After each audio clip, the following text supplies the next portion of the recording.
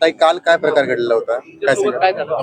कालचं मला नाही सांगते. तुमच्यासोबत काय झालं? परवा दिवशी मी 2 वाजता मुलाला शाळेत सोडून इथं आले. माझं सकाळपासून गिऱ्हाईक नव्हतं. मग मी म्हणलं भैया ते पोरग गाडी येऊन उभं राहिलं माझ्या समोर. मी म्हणलं भैया पलीकडे घे तू गाडी, मला आता त्यांच्याचा टाइम गिऱ्हाईक नाही म्हणलं, मी आताच आले. तर मला त्यांनी शिवी गाळ केली. तर मी उठून उभं राहिले. मी मला शिवी कशामुळे दिली तो? तर त्यांनी लगेच मला मारलं. म्हणलं माकी चूत म्हणलं. मग लगेच मी म्हणलं शिवी नको देऊ तू, माया कशाला शिवी देतो? त्याने लगेच मला मारलं. मग मारलं का मग मी लगेच पोलीस चौकीत गेले. मग ते लोकांनी धरलं, पळ आले फौजी लोक सगळे.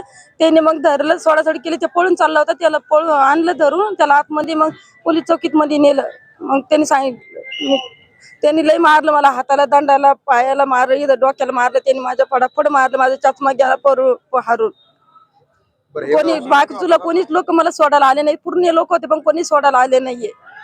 बरं, हे एवढं मोठं वर्दळीचं ठिकाण होतं, इथं पोलीस होते का त्यावेळेस? कुठं झाली मारहाण नेमकं? बाहेर झाली, चौकी समोर झाली, बाजूला झाली चौकीच्या, पण कोणीच नव्हतं तेव्हा. नंतर फौजी लोक आले मारले. मी आतमध्ये चौकीत गेल्यावर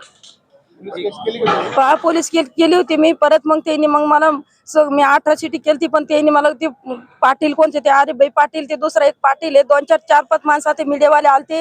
त्यांनी मला माघारी घ्यायला लावली गोड बोलून. मग मी ते म्हणे 4-5 हजार रुपये द्या, मिटून टाका म्हणे, हिचं काय नुकसान झाली तर भरून द्या म्हणे, मिटून टाका. मला त्यांनी 9 वाजता बसलं, रात्रीचं काही पैसे तर दिलं नाही, 5 पैसे बी नाही दिले. पण त्यांनी मला नुसतं बसून ठेवलं, नुसतं आशाला लावलं. त्यांनी मला इतकं त्रास देऊन बी मी शेवटला घरी आले. दिवसभर मला चक्कर आली, दवाखान्यात गेली मी. ते कालपासून परेशानी मी. कोण तुम्हाला कोणी तक्रार मागे घ्यायला लावली? कोण नाव? अरे बाई पाटील आहे, दुसरा एक पाटील आहे, 4 जण आहे ते. हा 4 जण आहे माणसं, एक मीडियावाले 2 जण. त्याचे नंबर आहे माझ्याकडे. त्यांनी गलत नंबर दिले मला, लिहून निसा नंबर दिले, मला फोन करा, आम्ही तुम्हाला काही जर दुसरा त्रास झाला तर आम्ही तुम्हाला पाठीमागं तुमच्या उभा राहताना आम्ही मारतो त्याला. त्यांनी निसं गोड बोलून त्यांनी पैसे घेतले, त्यांना हे करून दिलं, त्याला सोडून दिलं त्या मुलाला. दिवसभर बसून मला तिथं बसून ठेवलं 9 वाजता. आता येते मग येते करून नमाजीच्या बहाणा करून ते निघून आले. सर तर आता काय कारवाईची मागणी करता तुम्ही?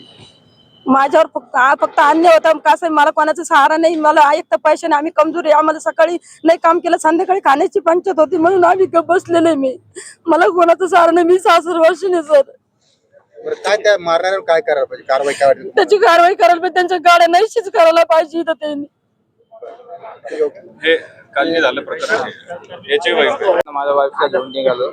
मला हॉस्पिटल मधून आपलं फळ फ्रूट घेऊन द्यायला लावलेत वाईफला. तर मी फळ घ्यायसाठी तर शागंजमध्ये आलो.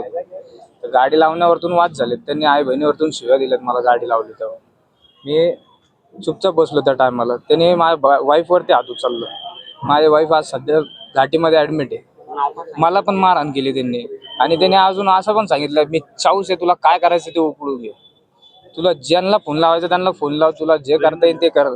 माझी बायको 5 महिन्याची प्रेग्नेंट आहे. सर माझ्या बायकोला आता सध्याला ऍडमिट केलेलं आहे. मला पण मारहाण केलेली आहे. माझ्या गळ्यातली चेन गेलेली आहे. माझ्या कानावरती बघू शकता तुम्ही, कान आणि मान चाकू घेऊन मागा लागलेले होते. पोलीस चौकीच्या समोर मारलेलं आहे. इथं या चौकीच्या समोर मर्डर करून टाकन म्हणजे तुमचा, डायरेक्ट कापून टाकन. भर दिवसात 3-3:30 वाजेची गोष्ट आहे.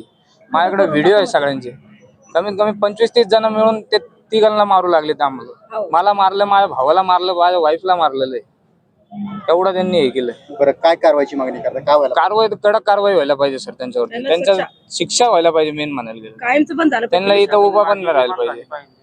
हे नशा करून इथं सगळ्यांमध्ये इथं उभा राहतात. इथं बाकीच्या समाजाचे पण लोक येतात. समाजाचं म्हणत दुसरं कोणी पण येत राहतात. तुम्ही असं प्रत्येक व्यक्तीला तुम्ही असं जर बोलशाल, तुम्ही गाड्या लावण्यावरतून छोट्याशा गोष्टीवरतून तुम्ही तू मामा करशाल, तर हे खूप मोठं मॅटर आहे. तुमचं नाव? माझं नाव प्रणव चंद्रकांत पगार.